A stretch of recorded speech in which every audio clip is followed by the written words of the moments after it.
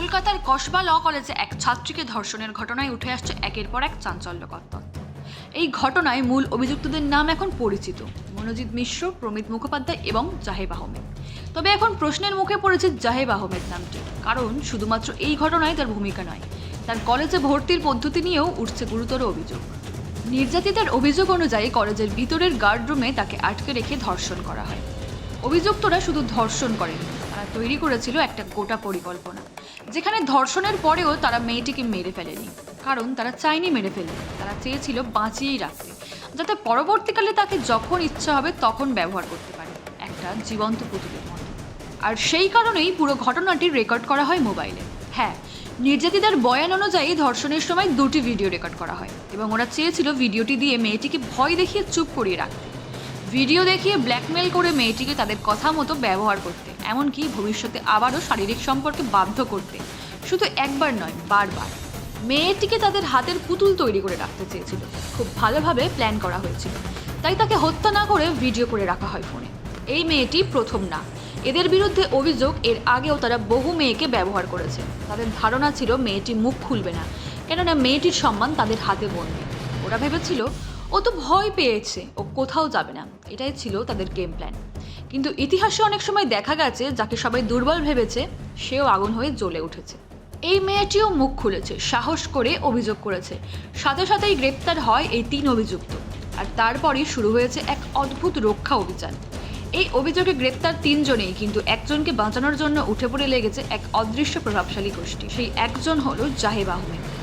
জাহেবের বয়স 19 হলেও তাকে নাবালক হিসেবে দেখানোর চেষ্টা চলছে। তাকে বলা হচ্ছে দয়ালু সাহায্যকারী, কারণ ধর্ষণের সময় নির্যাতিতার প্যানিক অ্যাটাক হয়েছিল, তখন সে ইনহেলার এনে দিয়েছিল। কিন্তু নির্যাতিতার বয়ান বলছে ধর্ষণ করার সময় তার যখন প্যানিক অ্যাটাক করছিল তখন জাহেব ইনহেলার কিনে এনেছিল। মেয়েটি অনুরোধ করেছিল রুবি জেনারেল হাসপাতালে নিয়ে যেতে, কিন্তু কেউ নিয়ে যায় না। তখন নির্যাতিতার অনুরোধে ইনহেলার কিনে আনতে নির্দেশ দেয় মনোজিৎ, মানে সে নির্দেশ পালন করছিল, নিজে থেকে নয়, মনোজিতের কমান্ডে কাজ করছিল। তাই জাহেব যায় ইনহেলার কিনতে। এই ঘটনা ধরা পড়ে সিসিটিভিতে। এটাই এখন তার বাঁচার অস্ত্র, এটাই এখন তার রক্ষা কবচ। এই ফুটেজ দিয়ে সে এখন বাঁচতে চাইছে, নিজেকে দয়ালু প্রমাণ করে। এখন একদল মানুষ এই ফুটেজকে ঢাল বানিয়ে বলছে, দেখো জাহেব তো দয়ালু, সে তো মেয়েটিকে বাঁচাতে ইনহেলার এনেছে।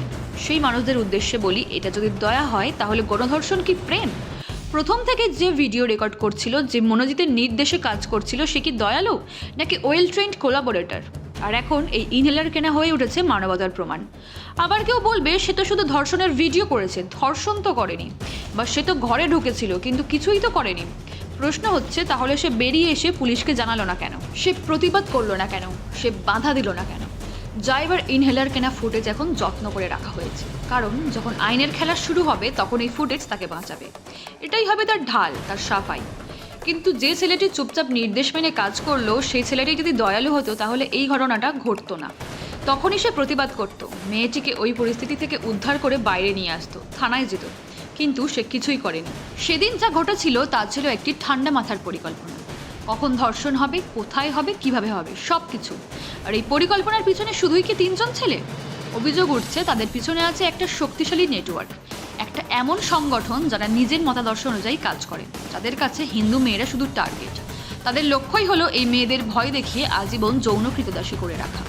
এবং সেই নেটওয়ার্কটাই আর চেষ্টা করছে জাহেবকে বাঁচাতে, তাকে আড়াল করতে, তাকে মানবিক সাজাতে। তবে প্রশ্ন, তাকে বাঁচানোর চেষ্টা কে করছে? কারা চাইছে এই ঘটনায় তার নাম চাপা পড়ে যাক? চলুন এবার দেখি কলেজে তার প্রবেশ কিভাবে হলো। যেখানে কলেজের নিয়ম বলছে সাধারণত 700-এর মধ্যে র্যাঙ্ক না হলে ভর্তি হওয়া যায় না, সেখানে জাহেব আহমেদের র্যাঙ্ক 2634। তাহলে কিভাবে এই র্যাঙ্ক নিয়েও সে এই কলেজে ভর্তি হওয়ার সুযোগ পেল? কারা তাকে ভর্তির অনুমতি দিল? কাদের আশীর্বাদে এই নিয়ম ভেঙে তার জন্য দরজা খুলে গেল? কে তাকে এই বিশেষ সুযোগ দিল? বিজেপি নেতা অমিত মালব্য তার এক্স হ্যান্ডেলে জানিয়েছেন, কলকাতা বিশ্ববিদ্যালয়ের মেধা তালিকায় 2634 নম্বর পেয়েও কলকাতা বিশ্ববিদ্যালয়ের অধীনে দক্ষিণ কলকাতা আইন কলেজে ভর্তি হন জাহেব, যেখানে নিয়ম অনুযায়ী 700-এর মধ্যেই ভর্তি হওয়া যায়।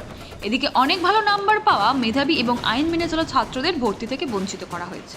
মমতা বন্দ্যোপাধ্যায়ের বাংলায় আপনাকে স্বাগত, যেখানে আইনের শাসনকে উপহাস করা হয় এবং রাজনৈতিক সংযোগ থাকা অপরাধীদের রক্ষা করার জন্য প্রতিষ্ঠানগুলিকে পরিকল্পিতভাবে ধ্বংস করা হয়।